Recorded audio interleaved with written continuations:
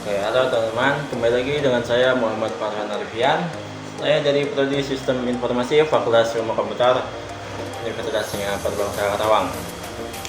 Pada kesempatan video kali ini saya ingin berbagi tentang sebuah buku yang menarik berjudul Hard Money Revolution to Bitcoin versus Mas untuk menguasai ekonomi global, karya Pak Ade Andri Hedriadi.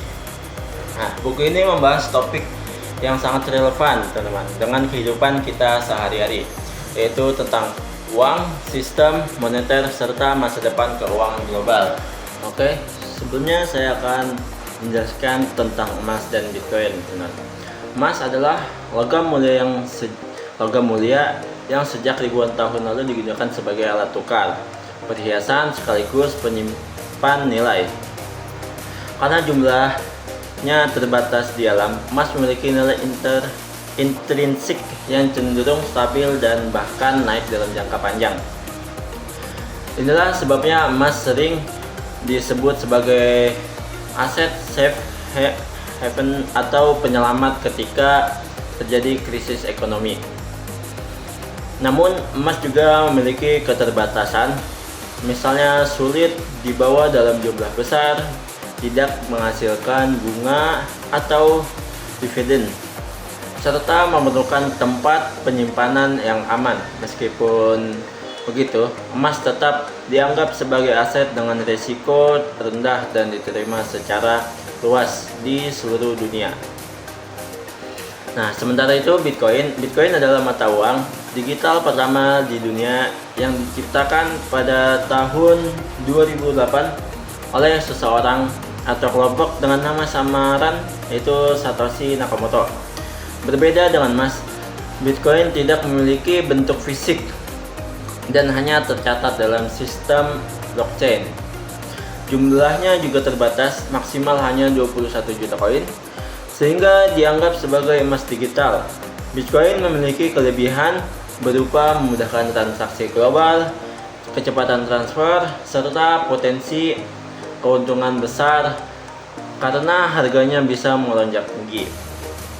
Namun, risiko yang melekat juga sangat besar karena sifatnya yang sangat fluktuatif, belum sepenuhnya diterima di semua negara, dan rentan terhadap risiko teknologi seperti peretasan atau kehilangan akses dompet digital. Buku ini ditulis dalam konteks sosial yang sangat menarik. Dunia saat ini sedang menghadapi banyak tantangan. Inflasi yang meningkat, krisis keuangan yang datang silih berganti, serta ketidakpercayaan masyarakat terhadap sistem uang fiat atau uang kertas yang dikelola negara. Di Indonesia sendiri, kita sering merasakan bagaimana harga barang terus naik, daya beli menurun, sementara solusi dari pemerintah tidak selalu terasa efektif. Dalam situasi seperti ini, banyak orang mulai mencari alternatif.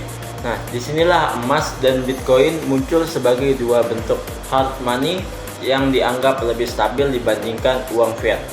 Konteks inilah yang melatar belakangi penulisan buku Hard Money Revolution, teman-teman. Oke, kita lanjut ke si argumen buku ini ya. Pertama, penulis ini menegaskan bahwa uang fiat itu lemah dan rentan terhadap inflasi. Sejak sistem standar emas ditinggalkan pada tahun 1971, bank sentral bisa mencetak uang sebanyak yang mereka mau. Akibatnya, nilai uang kertas semakin turun dan masyarakat bisa yang paling merasakan dampaknya. Inflasi membuat gaji kita terasa kecil, harga barang naik, dan tabungan perlahan terkikis. Penulis juga menawarkan solusi berupa hard money. Apa itu hard money? Hard money adalah jenis uang yang punya nilai intrinsik dan jumlahnya terbatas. Contoh klasiknya adalah emas. Emas sudah ribuan tahun dipakai manusia sebagai penyimpan nilai.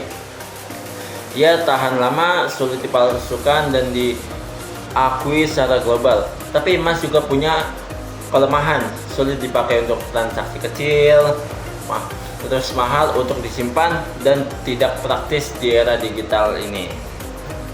Nah, disinilah muncul Bitcoin sebagai bentuk hard money baru.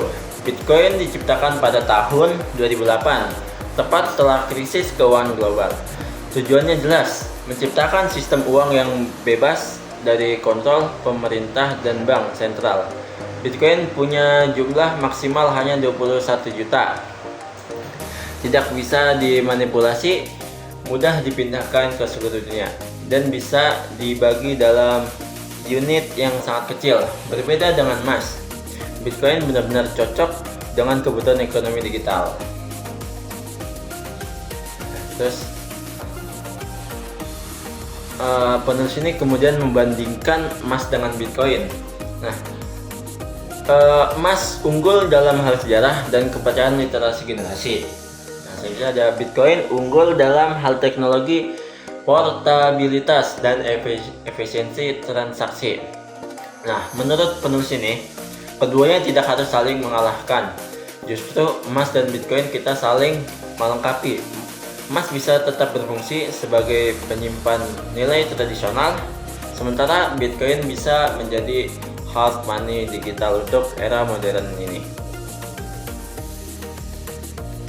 Yang menarik, penulis juga menyoroti aspek sosial. Generasi milenial dan Gen Z lebih dekat dengan dunia digital, sehingga mereka lebih mudah menerima Bitcoin dibandingkan generasi sebelumnya.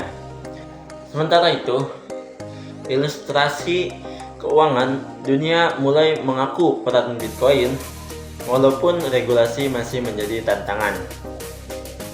Dengan demikian, pesan besar dari buku ini adalah bahwa kita sedang berada di titik perubahan besar dalam sejarah uang. Sistem fiat mungkin tidak bisa bertahan lama, dan kita perlu bersiap dengan alternatif seperti emas dan Bitcoin. Nah, terus setelah saya membaca buku ini, saya pribadi sangat tercerahkan. Buku ini membuat saya sadar bahwa uang bukan sekedar alat tukar, tapi juga sistem kekuasaan. Fiat money ternyata punya banyak kelemahan, terutama karena bisa dimanipulasi oleh kebijakan pemerintah. Saya sangat terkesan dengan cara penulis ini menjelaskan perbandingan antara emas dan Bitcoin. Penjelasannya sederhana, tidak terlalu teknis, tapi tetap berbobot gitu, tetap ada isinya teman-teman ya. Saya jadi paham kenapa emas selalu dipandang sebagai aset berharga, dan sekaligus mengerti kenapa Bitcoin juga disebut sebagai emas digital pada zaman era ini. Nah, pesan pribadi saya itu, buku ini bukan hanya menambah pengetahuan, tapi juga mengajak saya untuk lebih kritis, dan kita jadi lebih sadar bahwa menjaga nilai kekayaan tidak bisa hanya bergantung pada uang kertas, melainkan harus melihat ke alternatif lain seperti emas dan Bitcoin, teman-teman. Oke, buku Hard Money Revolution memberikan gambaran bahwa masa depan keuangan global mungkin akan berubah besar-besaran. Emas dan Bitcoin punya peran penting dalam transaksi ini. Kalau teman-teman tertarik dengan isu keuangan, investasi, atau hanya ingin lebih memahami bagaimana uang bekerja, saya sangat merekomendasikan buku ini, teman-teman. Semoga pembahasan tadi bisa memberi gambaran yang jelas.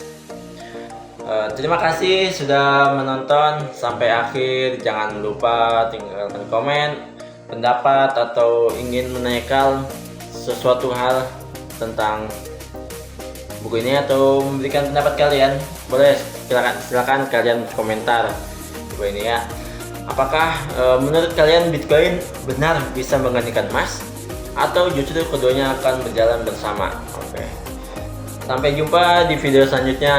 Saya Muhammad Farhan, saya pamit undur diri. Wassalamualaikum warahmatullahi wabarakatuh. Bye bye teman-teman.